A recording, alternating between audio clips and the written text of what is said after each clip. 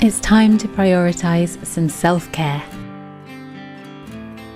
Finding a healthy work-life balance can be challenging, especially when working for yourself or from home. Taking breaks is crucial for creative people, as it allows the brain time to process ideas and be more creative. Scheduling breaks into the day and closing the office door at a set time each day can help achieve balance. A healthy balance is essential for both personal happiness and business success. Hello, how are you? If you don't know me already, I'm Jane and I'm an artist living in Normandy in France. With the festivities all over and still very much in the thick of winter, it can be quite difficult, can't it, to stay energised and to take proper care of yourself. Today I'll share with you a few things that you can do that can help keep your energy levels high and your motivation and spirits where they need to be in order to be creative and productive and engaged with the world.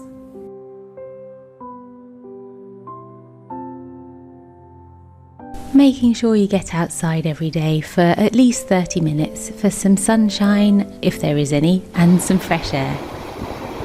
A quick change of scene can work wonders for productivity. Making time for your creative pursuits, whatever they may be. This is one of the best ways to achieve a state of calm and peace and relaxation. Unless your painting is at the difficult phase, in which case it can have quite the opposite effect, but hey. Having long baths with bath salts or bubble bath and just spending ages in there reading and topping the water up when it starts to get cold again. Making fresh, healthy, home-cooked food. At the moment I can't seem to stop eating prawn and mayonnaise sandwiches. I'm not quite sure how healthy that is, but they're so delicious and I have one pretty much every day for lunch at the moment. If you can, schedule a break at the same time every day that you can't cancel. I walk to my daughter's school every day to pick her up with the dog. When we get home at about 4:30, we have the traditional French goûter, which consists usually of some sort of sweet treat and a cup of tea. From the 6th of January and then throughout most of the month, you can find des galettes des rois in most bakeries around France. It celebrates the arrival of the 3 wise men in Bethlehem. The cake's generally filled with frangipane, but sometimes a sort of applesauce as well.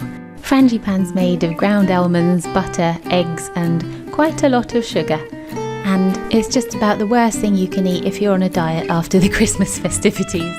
The bakers hide a little charm inside their cakes, and the person who finds it in their slice gets to wear a crown for the rest of the goûter. Once the goûter's finished, we get the homework out of the way. It's nice to get away from the computer in the art studio and have some quality time with my daughter. I'm very conscious of how quickly time goes by and how quickly children grow up. The other thing I've been doing, which is so wonderful for self-care and for encouraging a feeling of calm, is having a good old clear up and declutter. I recently read this book, The Life-Changing Magic of Tidying Up by Marie Kondo. It's famous for saying to throw away anything that doesn't spark joy. I didn't do that, I took it with a pinch of salt, but I found it very helpful in motivating me to really have a deep clean of the house and to get rid of all the clutter that takes up space for no reason and also takes up space in your mind just because you know it's there. The thing the book helped me most with was cleaning up my wardrobe. I stopped putting all of my out-of-season clothes away in suitcases and managed to scale down the amount of clothes I own so that I have space for all of them in my wardrobe. I put some of my summer clothes away in drawers and keep some out which I can still wear in the winter, paired with warm tights and a cosy cardigan. I also had a really good tidy of my art studio. It just makes it so much more welcoming when I go in and everything is in its place and ready to be used, and I can just focus on the painting and not searching for the right colours or the right brushes. Getting out into nature is one of the very best things you can do for self-care, even if the weather's not that great. I love the scent of the earth after a rain shower and just being in the presence of the trees. I think we forget that we're a part of nature and how healing it can be to take ourselves back into our natural environment from time to time. I'm so looking forward to the springtime when we can take our caravan off to explore the Normandy coast again, which I'll share with you, of course. I love this little farm, which is about 5 minutes away from our home, and just looking at the animals, they're perfectly content just being in the present moment.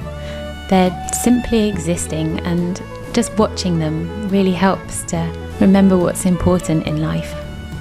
Look at this pig. She's as happy as Larry. All she needs is some mud. Although everybody that came by kept saying how ugly she was. And I'm so happy that she can't speak French, or at least I think she can't, because I think she's rather gorgeous, don't you? And I managed to get up very close to this beautiful peacock. He's obviously very comfortable around people. Oh, not too close though. I think it's important to try to remember what your happy place is, what it is that makes you feel good, what calms you and brings you back to yourself, the deep you under all the noise of thoughts and concerns of the day. The you that's always there, under the surface.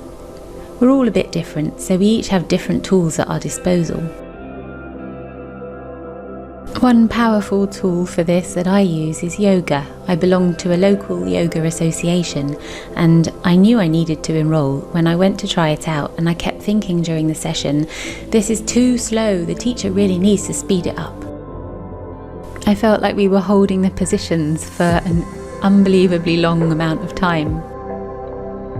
It really helps to slow right down.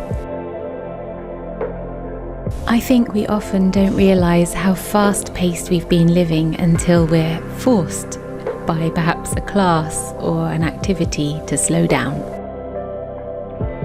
Just switching off and changing the pace of daily life can be a wonderful way to recharge your batteries so that you're more efficient and effective afterwards.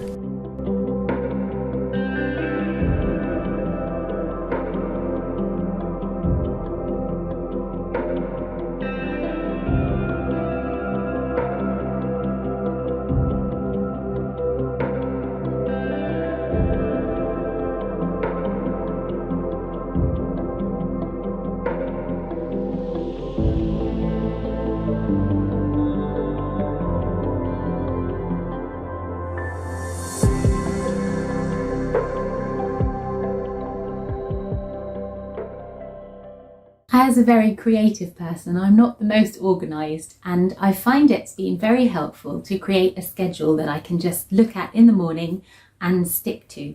So I know exactly what I have to do at that given moment in time, and it stops my mind from thinking about all the other things that need to be done urgently, and I can just then focus on that one task, knowing that the other things that need to get done will get done when their time comes in the schedule. If you're a creative person, then I think it's vital to your well-being to make time to do whatever it is that makes your soul sing, be it pottery, singing, dancing, painting, sculpting, knitting, anything creative. Try and carve out some time and make it a priority. If you enjoyed this video, then you'll probably really enjoy this one too, which I made about slowing down after a difficult week. Thank you so much for watching. Next week I'll be sharing a video about slow living and how the French have got it down to a fine art. So hit the little bell button below so you don't miss out. Until then, take care. Bye for now.